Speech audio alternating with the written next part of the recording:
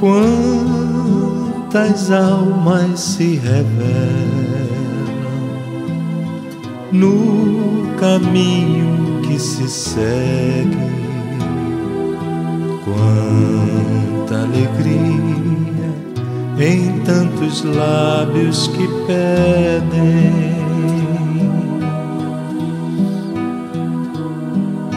quantas almas se revelam. Meus amigos, boa noite. Que Jesus nos ampare, nos ajude, para que essa palestra possa ser benéfica para todos nós, para vocês, para mim, para os espíritos que estão aqui, tão necessitados quanto nós de esclarecimento e orientação para seus caminhos. Nós trazemos um abraço dos companheiros do Grupo Espírita Redenção, lá do Rio do Andaraí, do Rio de Janeiro, como também da equipe do programa Semeando Ideias, que é levado ao ar na Rádio Rio de Janeiro, às quartas-feiras, às 2h da tarde, e reprisado às 23 horas na própria quarta-feira. É um programa produzido por nós e mantido pelo Grupo Espírita Redenção, na Rádio Rio de Janeiro. Sintam-se, portanto, abraçados por todos nós do Redenção e do Semeando Ideias.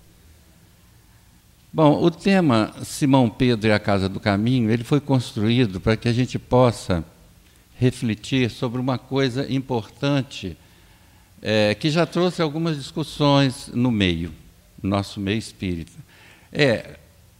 Fazer uma diferença entre o que é caridade individual e caridade institucional. Quer dizer, há uma caridade que é feita por mim, individualmente, na minha vida de relação, e na questão 886 do Livro dos Espíritos, os Espíritos esclarecem bem que caridade tem a ver com benevolência para com todos, no entendimento de Jesus, benevolência para com todos, indulgência para com as imperfeições alheias e perdão das ofensas. Quer dizer, isso é uma filosofia de vida que nós, individualmente, como espíritas que somos, temos que diariamente estar nos envolvendo com essa proposta. Agora, existe uma outra caridade feita pela instituição espírita, que, por ser uma instituição, tem outros padrões de atuação, né? Então, nós vamos tentar refletir sobre isso para que a gente possa perceber melhor essa questão, que, como eu disse, já trouxe algumas dificuldades para o nosso meio, né? A Amélia Rodrigues, sobre Simão Pedro e os discípulos e todos aqueles que trabalham realmente no bem, ela diz que há flores no caminho desses companheiros, né? Através do Divaldo Pereira Franco, diz ela, e a gente vai, se a gente conseguir chegar ao final da matéria, nós vamos ver por que ela diz isso, né? Simão Pedro, nós vamos trazer alguns traços biográficos, só que não daria, pelo tempo, de forma nenhuma, de fazer uma biografia mais profunda sobre Simão Pedro. Quer dizer, essa referência está no Jornal Espírita de 2003. Diz o Jornal Espírita que ele era das terras perfumadas de rosas de Betsaida, próximo ao lago de Genezaré, na desembocadura do Rio Jordão, mas se estabeleceram em Cafarnaum, onde proliferavam os vinhedos e se fazia a pesca abundante. Quer dizer, Simão Pedro vem de uma região muito bonita, se estabelece em Cafarnaum, né, onde ele também continua na sua pesca, no seu trabalho simples. A gente observa que Jesus escolheu seus discípulos entre as pessoas simples, né? E a gente tem que observar muito isso quando a gente dirige, coordena trabalhos em casa espírita. Como é que nós estamos recebendo as pessoas simples? Porque a doutrina nos esclarece muito bem que a questão não é de condição social nem de idade, é de maturidade espiritual. Às vezes tem pessoas que têm um grau de cultura menor, mas têm uma maturidade espiritual muito maior. ao passo que outras têm um grau de cultura muito grande, mas o grau de maturidade é muito pequeno. Então, é preciso que a gente veja isso para que a gente possa entender por que Jesus, inclusive, escolhera seus discípulos entre as pessoas mais simples, inclusive, no caso, Simão Pedro, né? Era casado e tinha filhos, né? Ele é considerado pela Igreja Católica o primeiro Papa da Igreja Católica. Mas, veja, ele era casado e tinha filhos. Aí a gente pensa, né, nessa questão dos religiosos, dos dirigentes das religiões, se casarem ou não, se envolverem, né, com o projeto familiar ou não. Os espíritas, nós, no caso, né, o espírita cuida da sua família, cuida do seu progresso individual, cuida da família e tem as suas atividades na casa espírita. O que a gente não pode esquecer é que os nossos protetores espirituais não vão educar nossos filhos. Muita gente, às vezes, fica o dia inteiro na casa espírita achando, né, que os benfeitores espirituais vão cuidar dos nossos filhos, vão protegê-los. Não é bem isso, não. A doutrina é clara quando diz que a paternidade, a maternidade é uma condição missionária. O que adianta, às vezes, a gente dar tudo que a gente pode na casa espírita e descuidar com a educação dos nossos filhos, que mais tarde vai se refletir, às vezes, num comportamento completamente estranho, né, a nós mesmos. Nós não vamos reconhecer, mas esse não é meu filho. Mas será que nós o conhecíamos bem? Será que nós convivíamos com ele tão bem a ponto de conhecê-lo mais profundamente? E a doutrina é que nos chama atenção para isso, né? É muito importante estar na casa espírita, trabalhar, tanto que eu sou um dirigente espírita, mas não podemos esquecer da nossa missão como pais, mães, né? Que é muito importante. Nós, no próprio movimento, nós já tivemos condição de conhecer pais espíritas de projeção no meio, quando foram ver, os filhos já estavam em situação bem difícil, inclusive envolvidos com drogas e outras coisas mais. Justamente por isso, por serem deixados de lado, né? Era um homem correto, simples, por vezes quase ingênuo. Essa ingenuidade de Pedro causou até, na ocasião, né, muitas brincadeiras entre os discípulos e ele. Era um ambiente muito bom entre os discípulos. E Simão Pedro nunca se ofendia com as brincadeiras, porque ele realmente era uma pessoa ingênua. No misto de curiosidade e descrença, ele foi ouvir a pregação de Jesus. Nunca mais foi o mesmo. Quer dizer, ele, a primeira vez que foi levado a assistir Jesus, ele mesmo disse que, a partir de então, nunca mais foi o mesmo. Nem poderia ser, porque ele e aqueles que fizeram parte do primeiro colégio evangélico, eles eram espíritos que vieram preparados para isso, para compor esse colégio evangélico, para ajudar a Jesus a sustentar a proposta do cristianismo, né? Então, no caso, ele assiste a palavra de Jesus e ela toca profundamente, ela o toca no espírito, onde estavam guardadas as lembranças de antes de reencarnar, né? Que ali ele sabia toda a programação. Então ele sente aquela coisa maravilhosa.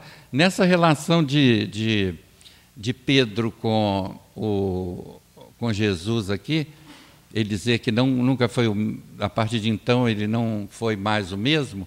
Eu me lembro, a primeira vez que eu vi Chico Xavier, foi no final da década de 60, mais ou menos.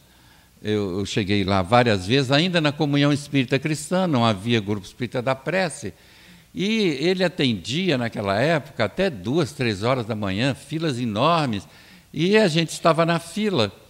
Chegou uma hora que eu cheguei a pensar, pelo cansaço de estar na fila, já imaginou ele, né?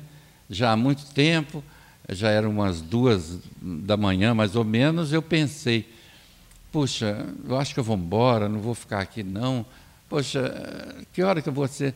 Mas, à medida que o tempo foi passando e a gente foi se aproximando do Chico Xavier, aquela aura dele, né, com os benfeitores, ia impregnando a gente e a gente ia mudando os pensamentos, os sentimentos. E quando a gente chega perto do Chico, era uma maravilha, né? Era aquela alma pura, boa, né? Que as pessoas, às vezes, no processo místico que ainda graça no nosso meio, queriam beijar a mão de Chico, ele pegava a mão da pessoa e beijava também. Quer dizer, ele não admitia esse endeusamento, essa idolatria que muitos queriam, né, transpor para ele. Ele, numa atitude dizendo que você é igual a mim, ele pegava a mão da pessoa também e beijava. Eu imagino, quer dizer, essa relação minha com o Chico foi uma coisa maravilhosa. A vibração que vinha dele era uma coisa extraordinária. Me fez mudar todo aquele pensamento anterior e aí tudo ficou muito melhor. Imagino Pedro e Jesus, né? Uma relação que eu não posso nem avaliar. Deve ter sido realmente maravilhosa e a partir de então Pedro se modificou, né? Em Formosa manhã, enquanto organizava as redes com o irmão André, foi surpreendido pela presença do amigo que lhes acercou e com uma voz inesquecível convidou-os. Quer dizer, Jesus chegou junto de Pedro e André e os convidou. Segui-me, eu vos farei pescadores de homens. Quer dizer, segui-me, vem me ajudar a despertar nos homens, mulheres, aqui, homens no sentido de ser humano, humanidade, né? Despertar o amor, despertar a esperança, despertar a fé, mas uma fé raciocinada, uma fé coerente com aquilo que ele pregava, né? E ele chama os dois. Os anos em que esteve com Jesus trabalharam mais ainda sua fibra moral, quer dizer, no caso de Pedro. Conheceu o amigo de perto e com ele privou de momentos inesquecíveis a transfiguração do Mestre, a visita dos seres espirituais que se materializaram, Elias e Moisés. Veja, Pedro participou dos momentos mais importantes da vida de Jesus, né? Esse momento extraordinário da materialização de Moisés e Elias, né? Agora a gente às vezes fica pensando, né? Por que o mundo cristão que não aceita a reencarnação, né? Nem a manifestação dos espíritos, no caso, né? Como é que aceita a manifestação de Moisés e Elias? São espíritos.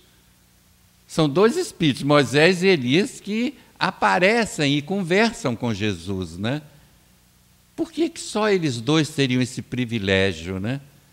Por que eles condenam tanto as manifestações através de algumas religiões, como no caso do Espiritismo, já que o próprio Evangelho cita esse caso de Moisés e Elias se materializando e conversando com Jesus.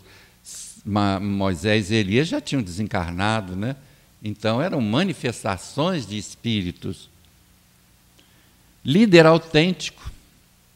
Jesus o corrige pacientemente utilizando seus erros para dar preciosas lições a todos os demais. Veja, a humildade dele, a simplicidade dele era tão grande que ele não tinha aquele calo sensível que por tudo se ofendia, né? Qualquer coisinha, há pessoas que se melindram. Pedro, muito ao contrário, tanto que Jesus utilizava dos erros e das corrigendas, né, que ele com carinho fazia a Pedro, para dar uma lição aos demais discípulos que ali estavam, né? Ele uma hora chega a perguntar: Pedro, amas o bastante? Mostrando aí que sem amor nada se transforma, nada nós vamos construir em termos de doutrina espírita, em termos de realização espiritual, se não adentrarmos por essas questões do amor. Não o amor falado em prosa e verso, mas o amor tornado atitude, que é a verdadeira caridade, né? O que é a caridade, senão o amor tornado atitude? Pedro brilhou porque aprendeu muito com seus erros. Tendo negado ao amigo 3 vezes, não hesitava nas suas pregações em apresentar suas limitações e fraquezas. Veja, ele nunca se apresentava nas pregações como alguém que estava acima espiritualmente daqueles que o ouviam e o assistiam. É muito perigoso quando nós, expositores, às vezes, nos iludimos, né, e começamos a nos achar superiores aos companheiros de estrada, de senda espírita. Olha, estamos todos no mesmo barco. Se eu estou aqui, isso para mim é uma prova, isso para mim é uma expiação, isso é um processo de recuperação ante as dificuldades do passado. Então, isso para mim é um sacrifício. Então, eu não posso, sob pretexto algum, me tornar ou me considerar superior a quem quer que seja. E eu não acredito em professor de espiritismo. Quando Kardec fala em estudo do espiritismo, ele fala em estudo em grupo. E ele, no Livro dos Médiuns, no capítulo Método, ele chega a dizer que o estudo do espiritismo não é um estudo de cátedra, ou seja, não existe aquela relação de professor e aluno. É muito interessante essa proposta de Kardec. O estudo espírita é estudo em grupo, é um grupo de pessoas estudando ao mesmo tempo, cada um dando de si, para que todos possam entender, opinar, refletir sobre o que está sendo proposto para o estudo, né? É muito importante essa proposta de estudo de Kardec. Como eu digo, eu não acredito em professor de espiritismo. Quem disser que já conhece espiritismo totalmente, ele está enganando a si mesmo. Constantemente, Hermínio Miranda, todos os nossos contemporâneos, Hermínio Miranda desencarnou há pouco tempo, né? Todos os grandes espíritas, estudiosos, nenhum deles disse que já conhecia o espiritismo completamente. Estavam constantemente estudando. Porque a cada leitura, a cada reestudo, a cada releitura que a gente faz da obra de Kardec, a gente encontra pontos e conceitos que nas leituras anteriores a gente não tinha observado. Por quê? Porque da última leitura para cá, nós tivemos vivência, tivemos experiências que, de alguma forma, modificaram o nosso raciocínio, o nosso modo de pensar, o nosso modo de sentir. E aí, com essa nova mentalidade, nós vamos reestudar uma obra de Kardec. E aí vamos enxergar muitas coisas que nas leituras anteriores não havíamos enxergado, né? Então, veja, Pedro apresentava as suas fraquezas, suas dificuldades. Escreveu 2 epístolas contendo grande riqueza poética e existencial, dirigida aos cristãos espalhados pela Ásia. Quer dizer, 2 epístolas somente. Na primeira epístola, Pedro faz uma colocação muito importante, que alguns traduzem como amor, mas o Berto Roden, na tradução do Novo Testamento, traduz como caridade. Ele diz: a caridade cobre a multidão dos pecados. Veja se essa expressão de Pedro, naquela época, não corresponde. Fora da caridade não há salvação. É a mesma coisa o conceito. Veja, naquela ocasião, Pedro já trazendo, mostrando para nós que a caridade cobre a multidão dos pecados. Quer dizer, nós praticando a caridade, vamos eliminando, nós praticando o bem verdadeiro, né? Onde não há interesse de ordem pessoal, há interesse de ver o outro bem, né? Quando nós fazemos o bem pelo prazer de servir, nós vamos eliminando aquele passado escuro, difícil, que todos nós ainda trazemos, né? Então, e Pedro, nesse caso, essa tradução, a maioria das traduções apresenta amor. E o Berto Roden, que não era espírita, ele era católico, teve, pela sua inteligência, brasileiro, né, teve acesso ao Vaticano, pela sua inteligência, e ele traduziu o Novo Testamento do grego, mas depois ele se desentendeu com a igreja e fundou foi para a Índia, estudou na Índia. Depois, mais tarde, fundou nos Estados Unidos um movimento chamado Self-Realization. E no Brasil teve o nome de Alvorada. Ele tinha muito acesso ao movimento espírita, porque ele tinha uma mente muito aberta, embora ele dissesse que não aceitava a reencarnação, mas ele, quando falava de Jesus, ele falava para qualquer plateia, né? Então, ele tinha muito acesso ao movimento espírita, às casas espíritas. E a tradução dele do Novo Testamento, para mim, é uma das melhores traduções. E é nela que a gente encontra Pedro dizendo, né, que a caridade cobre a multidão dos pecados. Crucificado em Roma no ano 67, de cabeça para baixo, a fim de não se igualar ao seu mestre e senhor. Quer dizer, ele, condenado à morte pela crucificação, ele não queria ser crucificado como Jesus o foi, porque ele jamais ele poderia, né, se igualar a Jesus. Então ele pediu que fosse crucificado de cabeça para baixo. Bom, até aqui nós demos uma pincelada em Pedro, né? Agora nós vamos falar sobre a casa do caminho. Aí é que a gente vai entrar na questão da caridade institucional. Porque houve um momento que o movimento espírita começou a citar como exemplo de caridade institucional a parábola do bom samaritano. Mas a parábola do bom samaritano é um homem, que aliás, um homem que tinha posse, porque esse homem encontra um outro que foi assaltado, machucado, ele pega esse homem, coloca numa pensão daquela época, deixa ele ali para ser cuidado, e ainda diz, olha, na volta eu passo por aqui, se tiver alguma despesa a mais, eu cubro.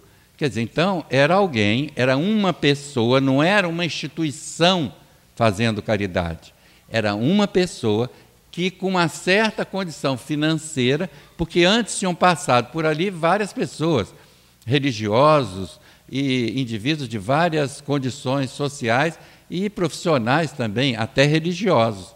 E ninguém fizera nada. Ele fez. Esse caso é citado, às vezes, para justificar a caridade na casa espírita, que a gente deve dar o alimento, mas não deve ensinar nada. Ora, vem cá. Qualquer pessoa que entrar ali vai ver escrito ali, Centro Espírita Trabalhadores do Bem. Quem entrar aqui vai saber que aqui ensina espiritismo. Agora, se nós só damos alimento e não damos ensinamento, como é que fica? Lá no Redenção, houve uma época interessante, Abessa. O Redenção está na Rua Leopoldo, é uma rua altamente eclética. Tem a Igreja Católica, Cosme Damião, em frente ao grupo. Mais abaixo tem a Igreja Batista, tem outras igrejas evangélicas no início da Rua Leopoldo. E um dia o padre, nós sempre nos demos muito bem com o padre da Igreja de Cosme Damião.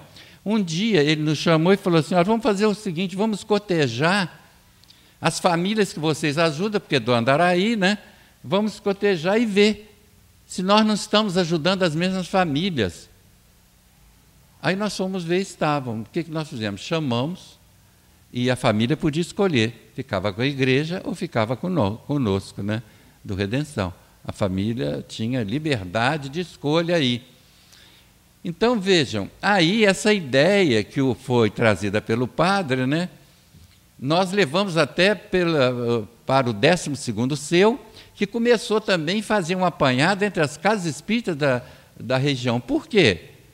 Você pega alimento na casa espírita A, na B, na C, na D, pega vestuário, né? Na casa espírita A, na B, na C, na D, você vai trabalhar por quê? Né? Isso cria acomodação. Agora, vejam bem, assistência social é uma proposta do Estado, não é proposta para a casa espírita. Assistência social, tanto que as leis que regem a assistência social que é uma proposta do Estado, são leis que exigem, primeiro, que quem faz assistência social tem que ter um assistente social dirigindo e coordenando o trabalho. Nós até mudamos o título do trabalho do Redenção, da diretoria. Hoje em dia é diretoria de beneficência espírita. Nós não fazemos assistência social no Redenção, nós fazemos beneficência espírita. Nós beneficiamos segundo a doutrina, conforme propõe a doutrina.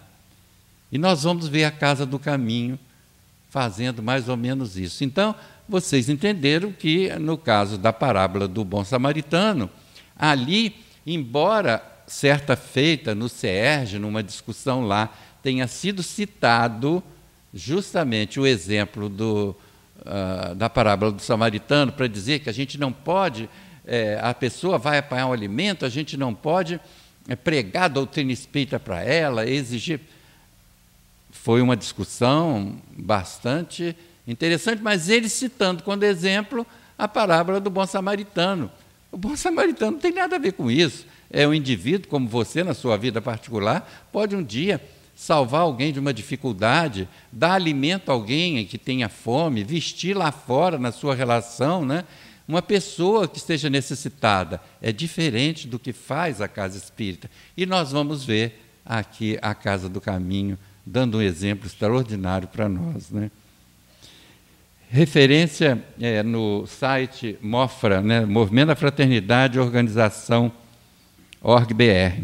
A Casa do Caminho foi, indubitavelmente, a primeira comunidade cristã na história da humanidade instalada em Jerusalém. Vejam bem, foi a primeira comunidade cristã instalada, né? Infelizmente, teve um fim rápido, mas vamos aproveitar o que ela pode nos oferecer como ensinamento, que há um diálogo entre Pedro e Paulo interessantíssimo com relação ao que eu acabei de dizer, né?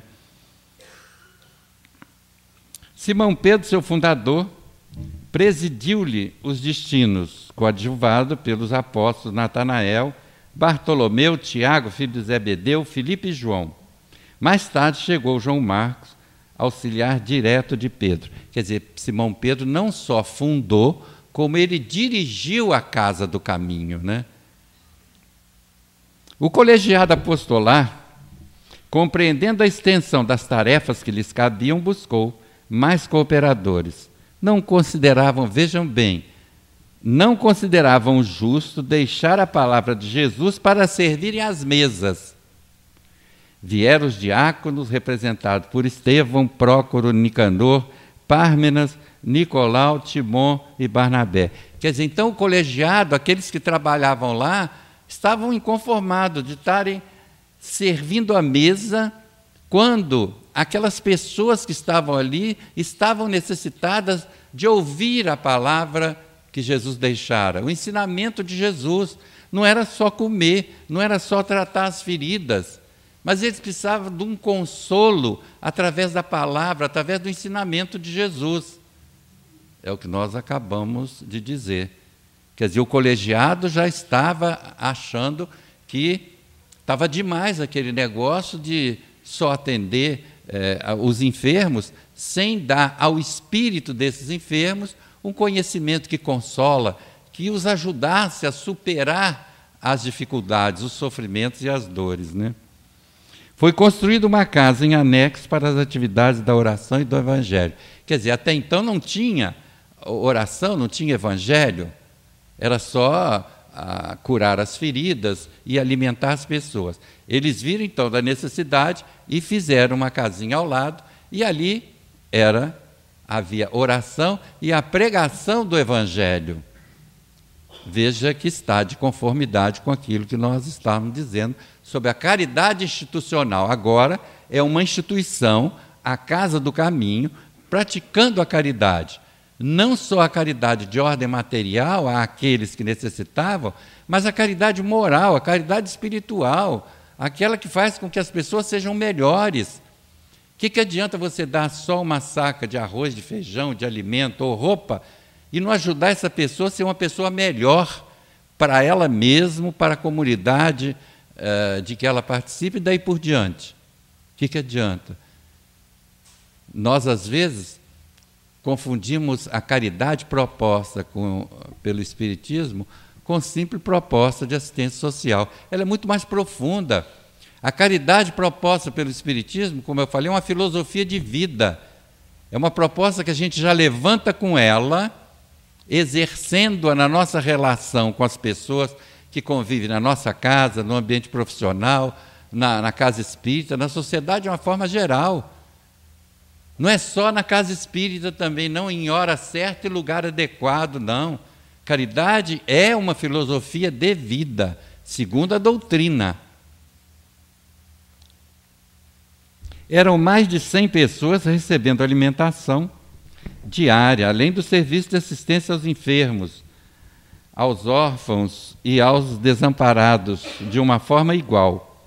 E entre eles, prostitutas, criaturas de má conduta, loucos, incuráveis e viciados de vários matizes.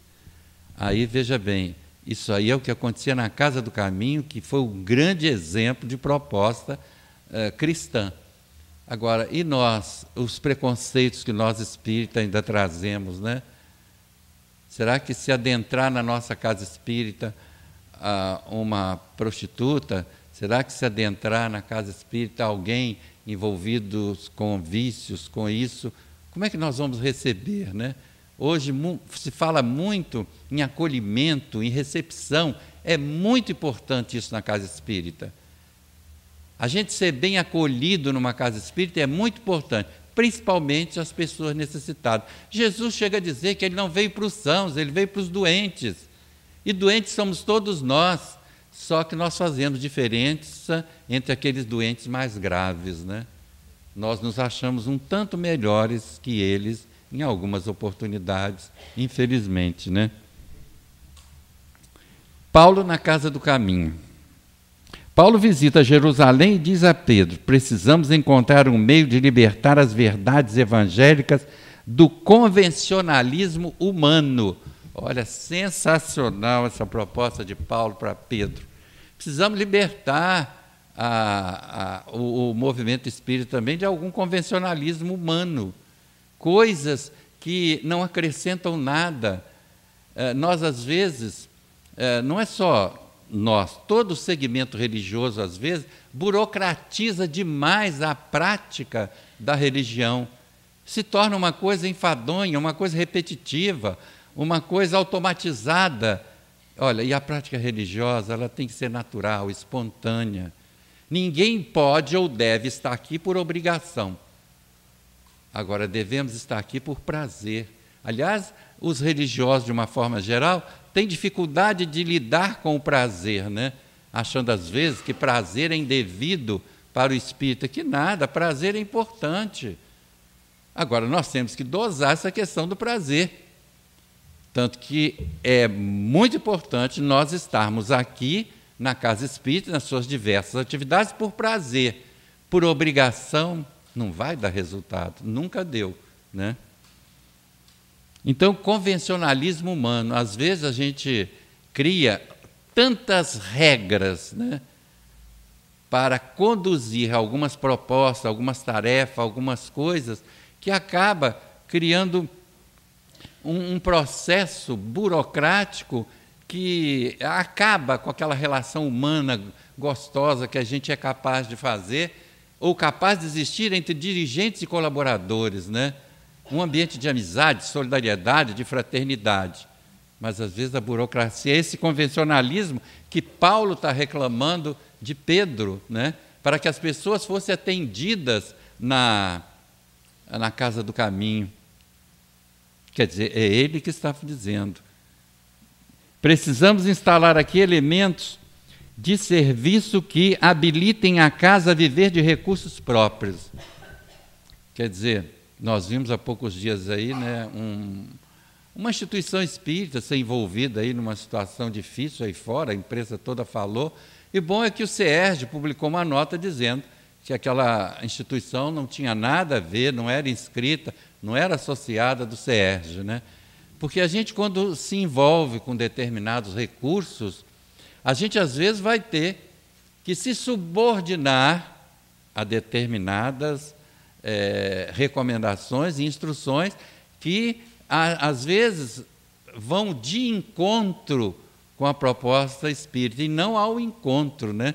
Então, Paulo dizia que, no caso, a Casa do Caminho tinha que prover os seus trabalhos com recursos próprios, né? Olha, o movimento espírita, nesse ponto, ele é muito criativo. Vocês veem, o companheiro leu ali, vai haver almoço, vai haver isso, vai haver aquilo, né? No Redenção nós temos a costura, hoje em dia se faz lá conserto de roupa para as pessoas que frequentam a casa, e aí se cobra uma quantia, claro que não é o que se cobra nas lojas, mas se cobra uma quantia que justamente ajuda as despesas, porque muitos de nós espíritas ainda pensamos que o mundo espiritual paga a luz, né? Paga o gás, paga as despesas da casa espírita. Não paga, não. Somos nós que temos que pagar, né? E não tem dízimo, né? Cada qual trabalharia de conformidade com as próprias forças, sob a direção de irmãos mais experimentados, diz Paulo. Como sabemos, onde há trabalho, há riqueza, e onde há cooperação, há paz. Não tenham dúvidas, por isso que nós temos que essas pessoas necessitadas que buscam a casa espírita, nós temos que ajudá-las na parte alimentar, se é o caso, nós temos que fazer sindicância para ver, na parte do vestiário, mas ajudar essas pessoas a se habilitarem a fazer parte da questão da cidadania, para que elas trabalhem e produzam também, né? Porque, como diz Paulo aqui, que o trabalho, onde há trabalho, há riqueza, e onde há cooperação, há paz. Não há dúvida nenhuma. No trabalho espírita, para que haja paz, para que haja um trabalho de fraternidade, tem que haver solidariedade, cooperação, amizade, ajuda mútua, aí o trabalho rende. Agora, quando começa conflito, fofoca, disse-me disso, o trabalho não vai para frente, né? Quando nós lá no Redenção, há muitos anos atrás, não existe mais a casa de repouso, havia uma casa de repouso que nós fazíamos visita todo domingo. Cada domingo era uma turma, né? No mês. Então, nessa casa, no caso, foi eu que perdi o fio da meada. Essa casa nos possibilitava uma caridade muito intensa e extensa. Havia uma reunião no domingo, que era nossa, no sábado era de uma igreja evangélica e na quinta-feira da igreja católica. Então, a gente tinha possibilidade de chegar àquelas pessoas enfermas, doentes, necessitadas, e ajudá-las a fim de que elas pudessem não só receber o alívio do passe, mas receber o esclarecimento. A gente pegava as pessoas de cadeira de roda nas camas, aquelas que não podiam andar, e trazíamos para a sala de recreação, onde era meia hora de instrução sobre o Evangelho, sobre a palavra de Jesus, que conforta, que consola, que não adiantava a roupa que a gente levava só, não adiantava, eles estavam precisando disso. E quantos benefícios foram capazes de ocorrer nessas condições, né? É o único recurso para emancipar a Igreja de Jerusalém das imposições do farisaísmo, cujas artimanhas conheço desde o princípio de minha vida, né? Onde há cooperação, há paz, diz ele, né? Onde há trabalho, há riqueza. E é preciso, para a gente se libertar justamente das injunções de forças exteriores que, às vezes, querem inserir nas atividades espíritas propostas não condizentes com a doutrina, né? Noutra passagem pela Casa do Caminho, Paulo admoestou, olha aqui essa palavra de Paulo, poderemos atender a muitos doentes, ofertar um leito de repouso aos mais infelizes, mas sempre houve e haverá corpos enfermos, Mas a iluminação do Espírito deve estar em primeiro lugar. Se o homem trouxesse o Cristo no íntimo, o quadro das necessidades seria completamente modificado. Então, Paulo aqui dizendo que doentes, enfermos, necessitados, um planeta de expiação, a humanidade na condição de expiação e prova, nós teremos sempre conosco. Agora, é preciso iluminar esses espíritos, para que eles possam, além de verem aliviados seus sofrimentos físicos, seus sofrimentos com relação à fome, né? É preciso que eles se iluminem também, que eles conquistem a fé, a esperança, para que possam superar as dificuldades, para que possam se renovar, né? Se reajustar no processo social e crescerem espiritualmente. Esse diálogo de Paulo aqui é interessante, mostrando justamente essa questão da casa do caminho e mostrando essa questão que eu digo sobre a caridade institucional. A caridade institucional espírita não pode estar atrelada a quem queira colaborar financeiramente, mas queira regular a atividade assistencial espírita. Aí a gente fica preso, aí a gente não vai praticar espiritismo. A gente vai praticar até beneficência de uma forma geral, né? Tanto que eu disse para vocês que nós mudamos. Ao invés de havia diretoria de assistência e promoção social, agora é diretoria de beneficência espírita. É o benefício segundo propõe a doutrina espírita, né? A casa do caminho em face das injunções humanas, sem dizer das perseguições malévolas do sacerdócio organizado do judaísmo, fizeram-na ruir no tempo, frustrando o exemplo lídimo para a humanidade de um novo sistema de viver em comunidade. Realmente, a Casa do Caminho foi um novo sistema extraordinário, fraterno, solidário, de viver em comunidade. Infelizmente, durou pouco tempo, não nos deixando experiências maiores e melhores para que hoje nós pudéssemos ter aí. Mas foi a primeira instituição cristã, foi a primeira instituição criada para dar assistência, para fazer beneficência cristã, né? Não só do alimento, do alívio dos sofrimentos físicos, das enfermidades, mas também da iluminação do espírito, do esclarecimento,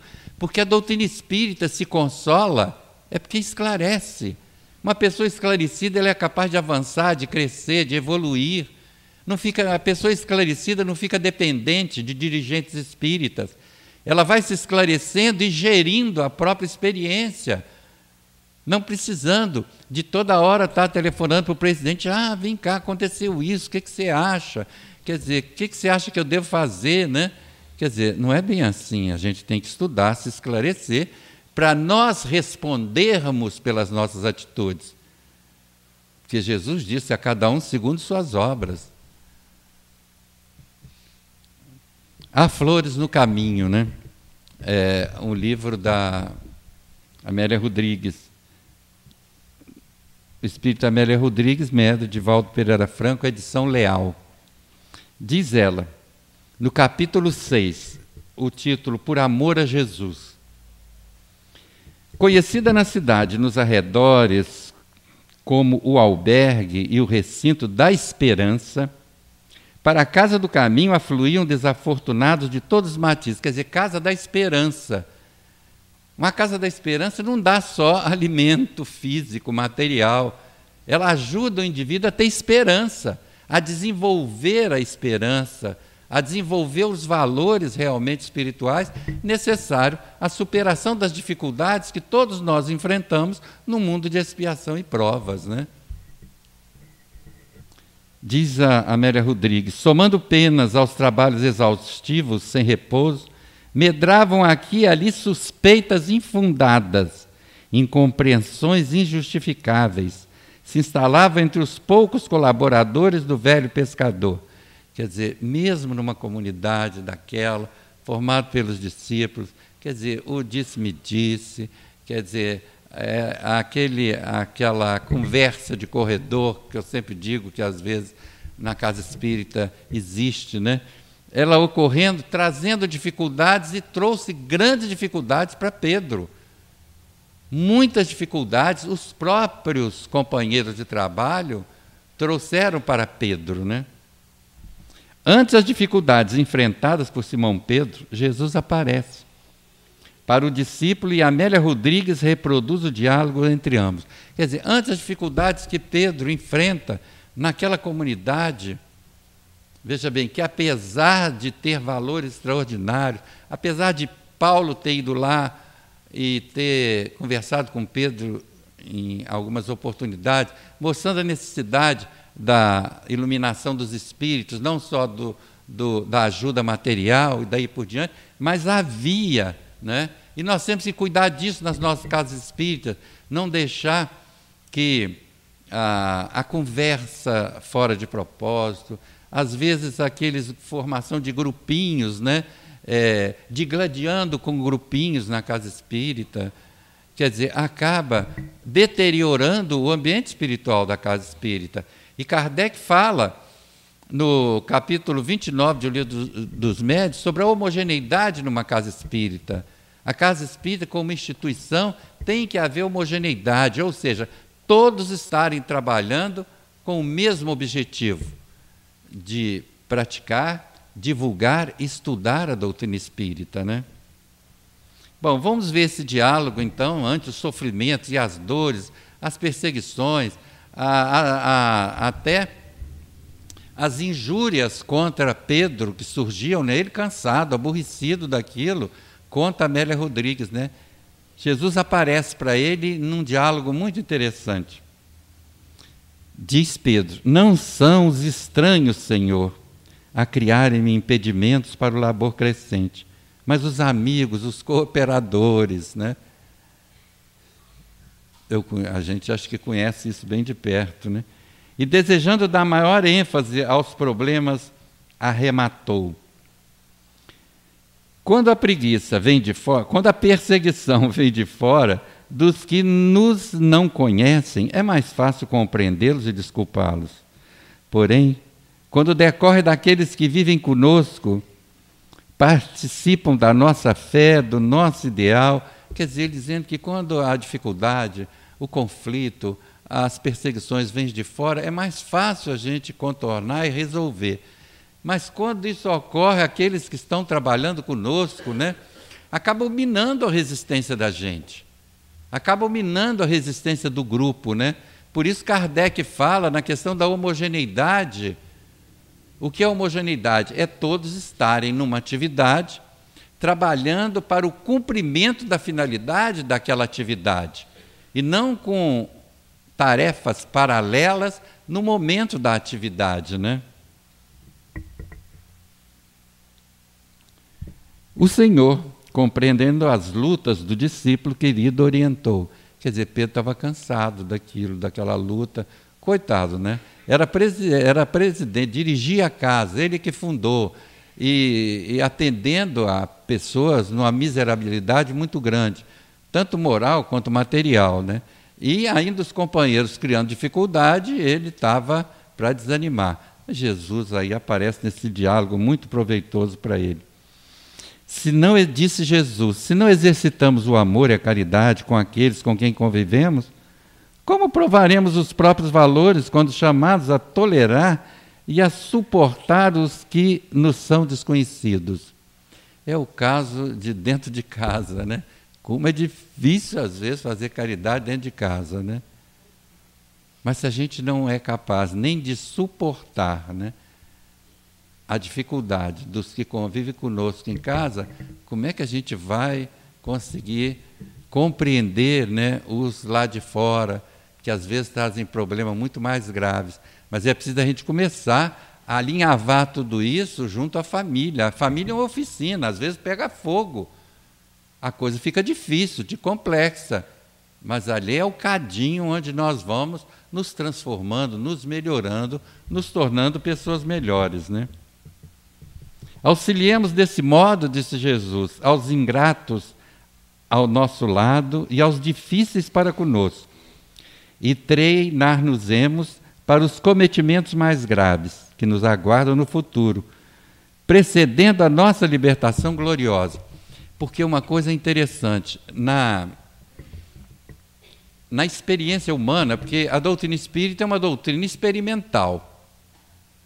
E quando Jesus toca nessas questões, ele está fazendo filosofia experimental. Aliás, Kardec disse muito bem, eu faço filosofia experimental e não especulativa. Eu não especulo. Eu tenho que ver o que acontece, do que acontece eu tiro resultados, diz Kardec. Muito bem, quando ele falou na Revista Espírita sobre a prece, falando sobre a questão da prece, por que o espírita faz prece? Não é porque a tradição religiosa faz prece, foi porque a experiência mostrou a eficácia da prece e o modus operandi da prece. Kardec explica muito bem nesses termos. Quer dizer, então ele faz filosofia, no caso, experimental. Então Jesus aqui dizendo que, enfrentando essas dificuldades, nós vamos nos treinando para, mais tarde, sermos capazes de enfrentar problemas mais sérios, mais complexos. Porque evolução é complexidade. Às vezes a gente reclama, meu Deus, é muito problema, eu não aguento. É muito problema dentro de casa, é no trabalho, né? É muita violência, Olha, mas se você está aqui nessas condições, é porque você tem condição. E precisa desses elementos para superar a si mesmo. Muitas vezes você quer modificar o outro, quando você tem que modificar é a si mesmo, para aprender, né, a suportá-lo, a aturá-lo, a compreender as atitudes dele e não querer mudá-lo. Tem gente que quer transformar os familiares em espíritas. Kardec diz muito sobre isso no que é o espiritismo. O espiritismo é para aqueles que estão insatisfeitos com a sua religião. Aqueles que estão satisfeitos em ser católicos, que o sejam, e que sejam bons católicos. Aqueles que estão satisfeitos em ser umbandistas, que o sejam, e sejam bons umbandistas. E aqueles que estão satisfeitos em ser evangélicos, que o sejam, e sejam bons evangélicos, né? Então nós não temos que forçar ninguém a ser espírita, mesmo porque, quando a gente impõe a alguém a frequência da casa espírita, depois nós vamos tratar da manutenção. Isso dá um trabalho. Eu sei de experiência própria, na minha família. Eu trouxe, e depois qualquer coisa, eles não iam falar com o pessoal do centro, não, vinha falar comigo, que eu é que levei, eu é que tinha que dar conta, né? E acontece isso, né? A gente é que tem que dar conta.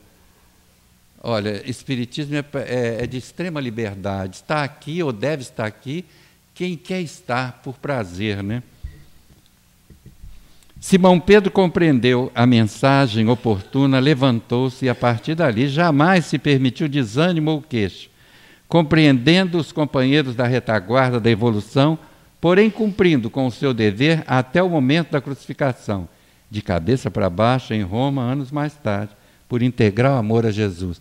Quer dizer, então, a partir dessa conversa com Jesus, ele entendeu que aquela luta que ele estava travando ali o estava credenciando para tarefas futuras mais complexas, né? Como ele veio a enfrentar, né? Mais tarde também. Antes ele havia até enfrentado também, né? E Amélia adita: a palavra de Jesus é sempre atual, com o mesmo tom de libertação, sem margem de interpretação dúbia. Jesus, eu às vezes fico muito preocupado com os companheiros e me sinto até um pouco constrangido quando o companheiro diz assim: nós temos que fazer como Jesus fazia. Gente, se eu tivesse condição de fazer o que Jesus fazia, eu não estava aqui. Tranquilo. Agora, a sabedoria do mestre é tão grande que ele adaptou o ensinamento dele às nossas necessidades. Aí sim, eu preciso fazer o que ele disse, o que ele recomendou. Porque o que ele recomendou está adaptado ou adequado às nossas necessidades humanas. E estaria por um tempo largo, por um tempo enorme. Isso é sabedoria, né? Nossa cooperação insignificante no empreendimento da construção do mundo novo objetiva participar da obra de alguma forma com as flores do caminho por onde avançam os servidores decididos. Aí ela diz, né, repete: há flores no caminho por onde avançam os servidores decididos. Amélia Rodrigues. Sejamos nós esses servidores decididos, que avançamos, né, com flores no caminho. Não esqueçam que as rosas também têm espinhos, né? Mas os espinhos fazem parte da proteção da rosa. Que nós saibamos caminhar resolutos, determinados, não querendo ser santos. Nós não vamos ser santos, nem espírito puros tão cedo.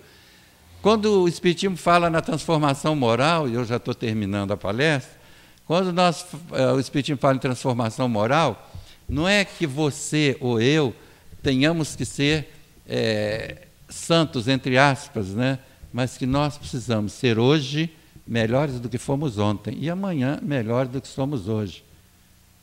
Quando Kardec fala no bom espírita, ele diz: o bom espírita é aquele que está realizando a sua transformação moral, né, e está em processo de dominação das suas más tendências. Então, nós temos más tendências. O bom espírito é aquele que está trabalhando para eliminar as más tendências, só que isso não se faz da noite para o dia. É um processo vagaroso, mas tem que ser constante. Nós não podemos parar. É um esforço constante de caridade para até conosco mesmo. Que Jesus nos abençoe, continue abençoando e amparando essa casa, nas suas atividades, nos seus trabalhos, para que ela possa representar o pensamento de Jesus através da doutrina espírita, que, como eu disse, se consola porque nos esclarece e orienta. Muito obrigado.